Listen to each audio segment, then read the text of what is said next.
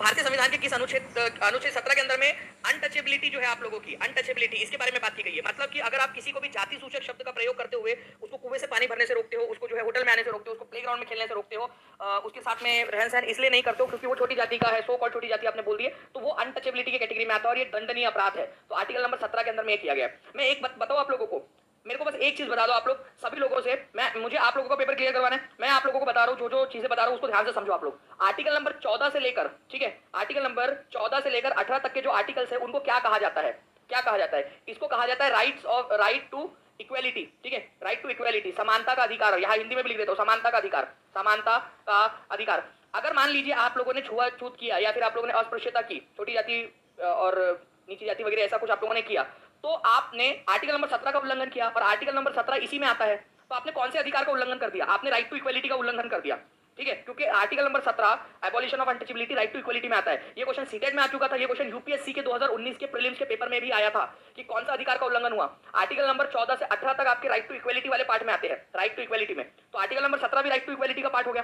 तो अगर आपने अनटचेबिलिटी परफॉर्म की तो आपने राइट टू इक्वलिटी का, समानता के अधिकार का उल्लंघन किया है। सभी लोग लिख देंगे इस पॉइंट को, बहुत ही ज्यादा इंपॉर्टेंट पॉइंट है। ठीक है, जल्दी जल्दी से फ्रेंड्स, अगर आप लोग चाहते हो कि ऐसी एनर्जेटिक सेशंस रोज मैं लेता रहूं, सेशन को लाइक कर देंगे। जितने भी बच्चों ने अभी तक टीचिंग परीक्षा चैनल को सब्सक्राइब नहीं किया, चैनल को सब्सक्राइब करके बेल आइकन जरूर दबा देंगे आप सभी लोग। ओके, तो C is the correct answer. Khilji वंश के तुरंत बाद किस वंश ने दिल्ली पर शासन किया? पीआरटी के अंदर में पूछा गया क्वेश्चन फ्रेंड्स, और ये एनसीईआरटी के अंदर में भी दिया हुआ है आप लोगों का। ठीक है, तो देखो आपको बता दूं फ्रेंड्स कि पहले था आप लोगों का गुलाम वंश, स्लेव डायनेस्टी या गुलाम वंश जिसको कहा जाता है आप लोगों का, गुलाम वंश, इनको तुर्क वंश भी कहते हैं, स्लेव डायनेस्टी। उसके बाद में आया था आप लोगों का यहाँ पर में खिलजी वंश, खिलजी। ठीक है, खिलजी वंश, खिलजी। उसके बाद में आया था तुगलक। ठीक है, तुगलक। तो तुगलक वंश ने शासन किया। वैसे मैं इसके बाद वाले भी बता देता हूं आप लोगों को। तुगलक के बाद में आया था सैयद, और सैयद के बाद में आया था सबसे लास्ट में लोधी। तो लोधी जो है फ्रेंड्स आप लोगों ने याद रखना है कि सबसे लास्ट वाला था, लोधी सबसे लास्ट था, गुलाम वंश सबसे पहला था। तो स्लेव डायनेस्टी, गुलाम वंश, खिलजी वंश, तुगलक वंश, सैयद वंश और लोधी वंश। अब मैं आप लोगों को एक बात बताऊं, इसमें ना एक और क्वेश्चन बनता है एग्जामिनर के द्वारा। आपसे ये तो पूछ लिया कि खिलजी वंश के बाद में कौन सा वंश आया था, तो तुगलक वंश आया था, आपने लगा दिया आंसर। चलो, अब आपसे ये पूछता है कि सबसे ज्यादा इन 5 दिल्ली सल्तनत की जो रियासतें थी उनमें से सबसे लंबे समय तक किसने शासन किया है और सबसे छोटे समय तक किसने शासन किया? तो ये भी क्वेश्चन आप लोगों से बनता है, तो प्लीज इसको याद रखना फ्रेंड्स। आप लोगों ने जो तुर्किश रूलर थे, आप लोगों जो तुर्किश रूलर थे उन्होंने करीब 84 ईयर्स तक शासन किया है। खिलजी वंश जो है सबसे कम समय तक शासन करने वाला था, जिसने केवल 30 साल तक शासन किया। और वही अगर मैं बात करूं आप लोगों से तुगलक वंश की, तो इसने 94 ईयर्स तक, 94 ईयर्स तक। ठीक है, तो खिलजी वंश ने केवल 30 साल तक और तुगलक वंश ने 94। तो अभी आप लोग बता दो कि सबसे ज्यादा सबसे लंबे समय तक और सबसे कम समय तक किसने शासन किया? आप लोगों के कमेंट में आंसर आ जाने चाहिए, मैं देखना चाहता हूं, आप लोग बताइए यहाँ पर में। ठीक है, यहाँ पर मैं ज्ञान जो है वो उन्होंने एक यहाँ लिखा है, गुलाब खिले तो सांस लो। ठीक है, चलो मैं यहाँ पर मैं उनकी ट्रिक लिख देता हूँ, गुलाब खिले, खिले तो सांस लो।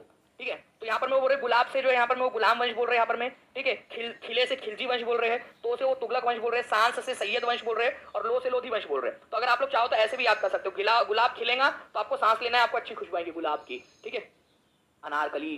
ठीक है, तुम कहाँ सलीम के चक्कर में पड़ी हो? ठीक है, अभी तो मैं जवान हुआ। अकबर ये बोल रहा है यहाँ पर में कि गुलाब का फूल लेकर इस तरीके से जी, तो ये आप याद रखेंगे थोड़ा सा। ठीक है,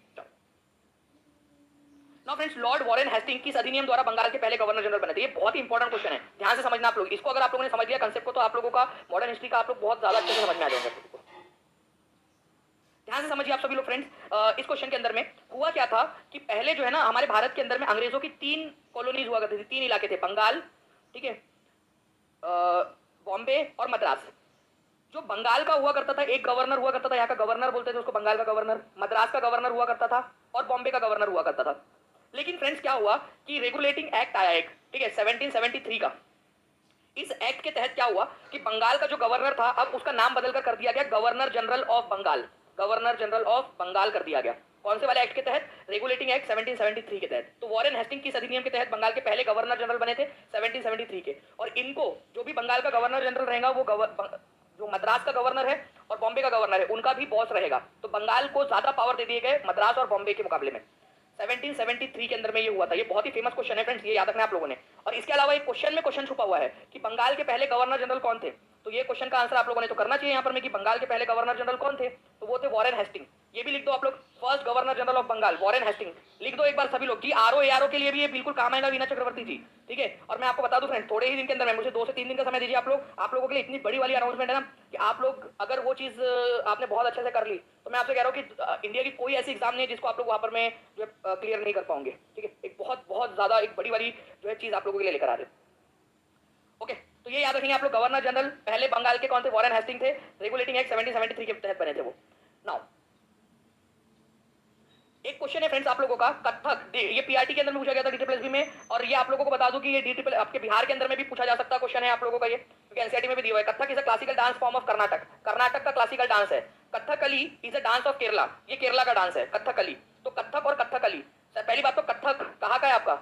ये कर्नाटक का नहीं है भाई, कथक दागिन दिन्ना यूपी का है, उत्तर भारत का, यूपी के अंदर में बेसिकली, और कथकली केरल का है। ये बिल्कुल सही है आपका, ठीक है। तो पहला वाला गलत है, दूसरा वाला सही है, तो only 2 is correct, B is the answer, ठीक है। इस तरीके से आप लोग कर सकते थे, ओके। तो answer is option number B. App कैसे डाउनलोड होगा दिव्या मिश्रा? बहुत ही आसान है, आपको गूगल प्ले स्टोर, जैसे आप व्हाट्सएप डाउनलोड करते हो, गूगल प्ले स्टोर पे जाकर उस पर जाना है और वहां लिखना है टीचिंग परीक्षा, टीचिंग परीक्षा, ठीक है। जैसे आप टीचिंग परीक्षा लिखोगे वहां पर मैं आप लोगों को ये ऐप मिल जाएगा, ओके। टीचिंग परीक्षा ऐप को डाउनलोड कर लो, उसके अंदर में मोबाइल नंबर से आपको सिंपल सा ओटीपी आता है, रजिस्टर हो जाएगा, आपका ऐप डाउनलोड हो गया, खत्म, एकदम सिंपल सी प्रोसेस है, ओके। तो आंसर इसका ऑप्शन नंबर बी है। ध्यान से देख लीजिए मेरे साथ साथ में, चलो दोहराओ, मैं आपसे सवाल पूछता हूँ, आप लोग बताओ देखकर कि कौन सा वाला कहाँ का है, ठीक है। एक्टिविटी करते हैं हम लोग, एक्टिविटी बेस्ड रखेंगे पूरा का पूरा हमारा सेशन। रेडी हो आप लोग? एक्टिविटी बेस्ड जी क्लास लेनी है सर। ज्ञान जी बिल्कुल, आप जो नीचे में नंबर चल रहा है ना उसके ऊपर में कॉल कर सकते हो, या फिर आप